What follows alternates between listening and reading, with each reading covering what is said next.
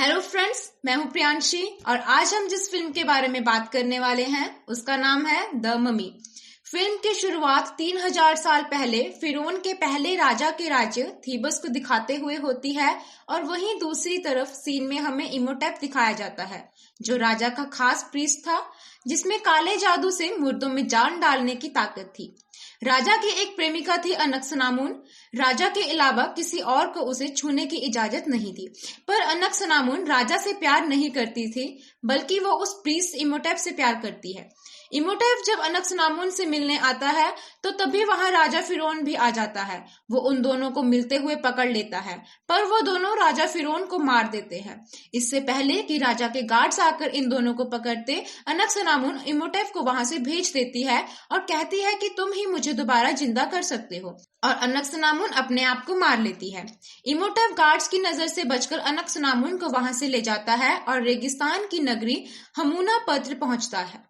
उसे वहां जिंदा करने की कोशिश करता है। जब वो जिंदा होने वाली होती है तभी वहां राजा फिरौन के गार्ड्स आ जाते हैं और इमोटेप को पकड़ लेते हैं और उसके सभी साथियों को जिंदा ताबूतों में दफन कर देते हैं और इमोटेप को खतरनाक होमदाई की सजा सुनाते हैं जिसमें उसे जिंदा मम्मी बनाकर ताबूत में डालकर उस पर वो कीड़े डाल देते हैं जो उसके पूरे शरीर को खा जाएं और उस ताबूत को एक खास चाबी से बंद कर देते हैं जिसे कभी भी कोई ना खोल पाए। अगर कभी इमोटेप जिंदा हुआ तो वो पूरी धरती में तबाही मचा देगा और उसके पास इतनी ताकत होगी कि वो सब कुछ तहस नहस कर देगा। उसके ताबूत को मिस्र के देवता अनुबस की बहुत बड़ी मूर्ति के नीचे दफना दिया जाता है। कई 100 साल गुजर जाते हैं। जो मूर्ति काफी ऊंची होती है वो बहुत छोटी हो गई है क्योंकि वो शहर जमीन के नीचे दफन हो चुका है। यहाँ दूसरे देश जिस जमीन के लिए लड़ते रहते हैं वो इस बात से बेफिक्र हैं और ये इन्हें नहीं पता इस जमीन के नीचे शैतानी शक्ति राज करती है। यहाँ पर एक अमेरिकन सोल्जर को दिखाया जाता है जिसका नाम रिक है, जिसे अपने साथी को धोखे की वजह से दुश्मनों से बचकर भागना पड़ता है और उसे दुश्मन सैनिक चारों तरफ से घेर लेते हैं और वो उसे छोड़कर वापस चले जाते हैं क्योंकि उस अमेरिकन के पीछे वही अनुबस की मूर्ति थी जहां हजारों साल पहले इमोटेप को जिंदा दफन किया गया था। उनके जाने के बाद वहां मिट्टी उड़नी शुरू हो जाती है और वहां मिट्टी में एक चेहरा नजर आता है। रिक वहां से निकल जाता है। फिर 3 साल बाद मिस्र में हमें एल्विन नाम की एक लड़की दिखाई जाती है जो एक इजिप्टोलॉजिस्ट है। इजिप्टोलॉजिस्ट उन्हें कहा जाता है जो उस देश की लैंग्वेज को और उनके कल्चर को स्टडी करते हैं। एल्विन का एक भाई होता है जो उसे एक चीज दिखाता है और कहता है कि ये उसे खुदाई के दौरान मिली थी। एल्विन उसे देखती है और वो खुल जाता है जिसके अंदर उन्हें एक मैप मिलता है जिसमें हमूना पत्र का रास्ता होता है। एवलिन उसे लेकर अपने पिता के दोस्त के पास जाती है जिनके साथ वो काम करती है। जब वो मैप देखता है तो कहता है ये मैप गलत है और उसे जानबूझ के जला देता है और कहता है कि ये गलती से जल गया क्योंकि वो नहीं चाहता था कि एवलिन वहां जाए क्योंकि वहां से आज तक कोई भी लौटकर नहीं आया है। फिर वो अपने भाई से पूछती है कि वो बॉक्स उसे कहां से मिला था और उसका भाई उसे सच बता देता है कि ये उसने किसी से चुराया था और वो जेल में है। एवलिन और उसका भाई आते हैं जहां वो कैदी होता है। ये और कोई नहीं रिक होता है और वो उससे हमूना पात्र जाने का रास्ता पूछते हैं। तब रिक कहता है उसे फांसी होने वाली है, अगर वो उसे छुड़ा ले तो वो उन्हें ले जाएगा वहां। जो उस जेल का इंचार्ज होता है उससे एवलिन मिलती है पर वो रिक को छोड़ने के लिए मना कर देता है। एवलिन उसे हमूना पात्र में छिपे सोने के बारे में बता देती है और वो 25% शेयर में मान जाता है और ये सब हमूना पात्र के लिए निकल पड़ते हैं और ये शिप से जा रहे होते हैं। वहां और भी अमेरिकन होते हैं, वो भी वहीं जा रहे होते हैं क्योंकि उन्हें भी खजाने की तलाश है। एवलिन रिक को अमुनरा के बारे में बताती है जिसमें शाही खानदान के जादुई राज छिपे हैं और वो उसे चाहिए। बीच रास्ते में इन पर डाकुओं की तरफ से हमला होता है। उन्हें वो चाबी चाहिए थी जिसमें से एवलिन को मैप मिल रहा था और वो किसी तरह हमूना पात्र पहुंच जाते हैं। वहां पर एवलिन रिक को अनुबस की मूर्ति दिखाती है और वो जमीन के नीचे अनुबस के पैरों के पास पहुंच जाते हैं और अंदर बहुत अंधेरा होता है। फिर एवलिन शीशों की मदद से अंदर उजाला कर देती है। दरअसल ये एक पुरानी टेक्नोलॉजी होती है जिससे लोग अंदर उजाला किया करते थे। एवलिन अब यहाँ उस किताब को ढूंढना शुरू कर देती है और वही यहाँ इनका वो साथी जिसने रिक की फांसी को माफ किया था वो अंदर सोना ढूंढने के लिए निकल पड़ता है। तभी उसे दीवार पर एक फोटो दिखती है जिसमें बेशकीमती पत्थर लगे होते हैं और वो उनको निकालता है और उसमें से एक चीज नीचे गिर जाती है और तभी उस पत्थर में से एक कीड़ा निकलता है जो उसके पैर के अंदर घुसकर पूरे शरीर में चलने लगता है और वो इस दर्द को बर्दाश्त नहीं कर पाता और वो पागलों की तरह यहाँ से वहां भागता है और दीवारों से टकराकर मर जाता है। इवलिन, रिक और उसके भाई को समझ नहीं आता कि वो इस तरह पागलों की तरह क्यों भाग रहा था। और रात को ऊपर ये सब फिर से इकट्ठा होते हैं जहां पर वो दूसरे अमेरिकन भी होते हैं और इनके बीच में समझौता हो गया होता है। तभी इन पर हमला हो जाता है और ये घुड़सवार बादशाह फिरौन के वंशज होते हैं जो पिछले 3000 सालों से इस जगह की निगरानी करते हैं, क्योंकि ये जानते हैं कि ये मुर्दों की नगरी है और अगर किसी ने इमोटेफ को ताबूत से बाहर निकाला तो वो सारे मिस्र को खत्म कर देगा। इनका लीडर इन सबको धमकाकर चला जाता है कि तुम्हारे पास एक दिन का समय है, तुम सब यहाँ से लौट जाओ, पर उसकी बात को कोई नहीं मानता और अगले दिन ये सब फिर से सोना ढूंढने चले जाते हैं। दूसरे ग्रुप को एक बक्सा मिलता है जिसके बाहर कुछ लिखा होता है। उसमें लिखा होता है कि अगर किसी ने मरे हुए को जिंदा करने की कोशिश की तो उस पर एक श्राप लगा होगा कि इस बक्से को खोलने वाले को वो मार देगा।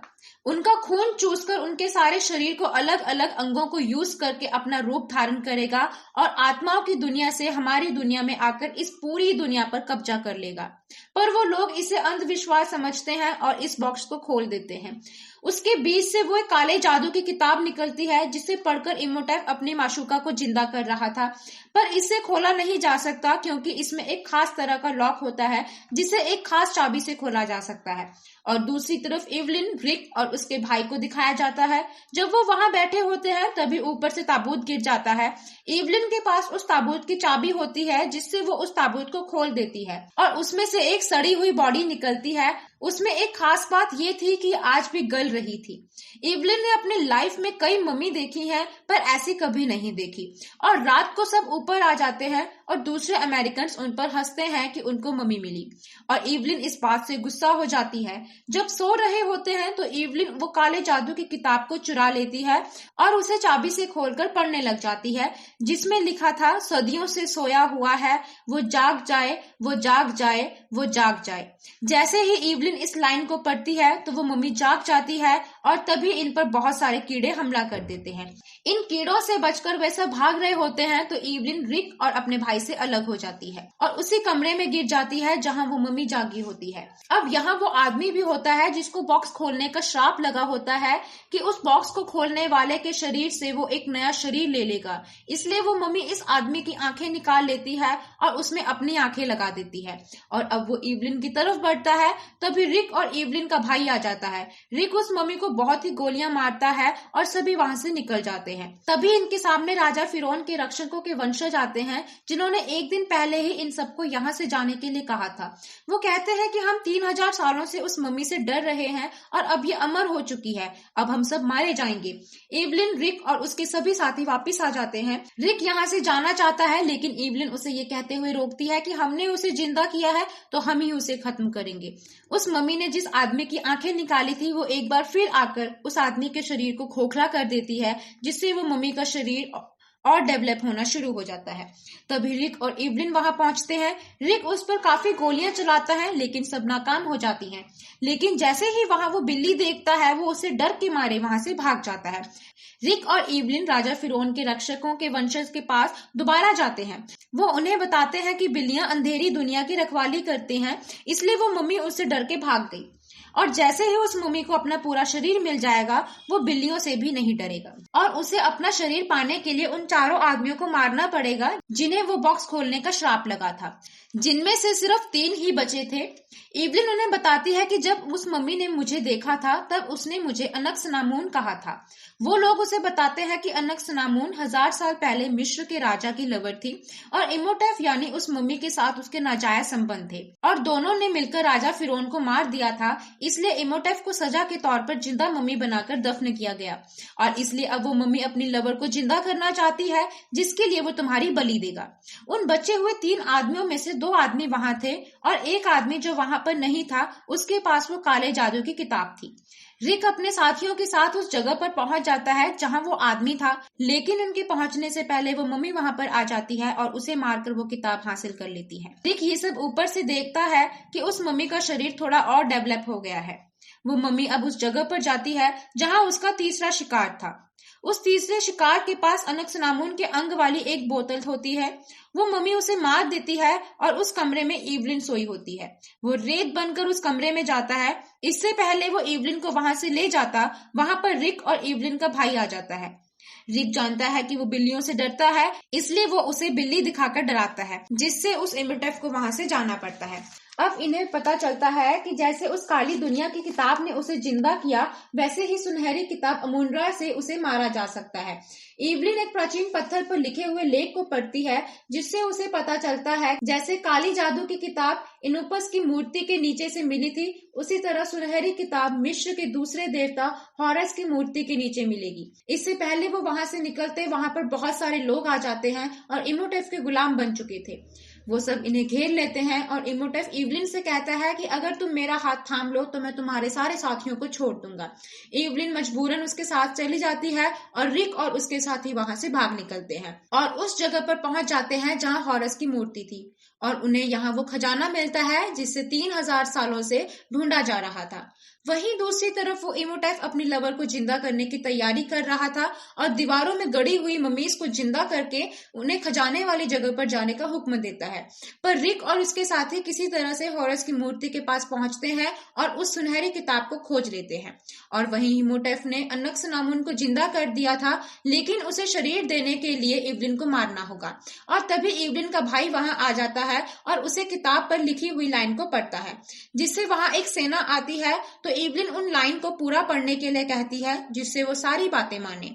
तभी रिक इवलिन को छुड़वा लेता है, पर अनक्सनामून जो अब एक मम्मी बन चुकी थी, इवलिन पर हमला कर देती है और इवलिन का भाई उन सारी लाइंस को पढ़ लेता है, जिससे वो सेना वहीं रुक जाती है। जिसके बाद वो उस सेना को अनक्सनामून को मारने का ऑर्डर देता है और वो सेना अनक्सनामून को मार देती है। तभी वो इमोटेफ इवलिन के भाई को मारने के लिए जाता है और वहां रिक आकर उस पर हमला कर देता है। इतने में वो उससे उस किताब को खोलने वाली चाबी ले लेता है और इवलिन के साथ मिलकर उस किताब को खोलने लगता है। जैसे ही इमोटेफ रिक को मारने वाला होता है, तभी इवलिन कुछ लाइंस पढ़ती है, काल उसे मार ले जा उस पार। तभी एक सफेद रथ आता है जो इमोटेफ की सारी पावर्स ले जाता है, यानी अब इमोटेफ एक आम आदमी बन चुका है। और तभी रिक उस पर अपनी तलवार मारता है और इमोटेफ का शरीर मुक्त हो जाता है। और तभी वहां सारी दीवारें बंद होनी स्टार्ट हो जाती हैं और ये तीनों किसी न किसी तरह से वहां से निकलने में कामयाब हो जाते हैं। उनके निकलते ही वो पूरी जगह जमीन में धंस जाती है और अब ये तीनों ऊंट पर बैठकर वहां से निकल जाते हैं और इन्हीं ऊंटों पर उस मिस्र का खजाना भी लदा हुआ था। इसी के साथ इस मूवी की कहानी यहीं पर खत्म हो जाती है। आपको हमारी आज की ये मूवी कैसी लगी? लाइक कीजिए, कमेंट कीजिए और शेयर कीजिए। तो मिलते हैं अगली वीडियो में। तब तक के लिए bye bye and take care.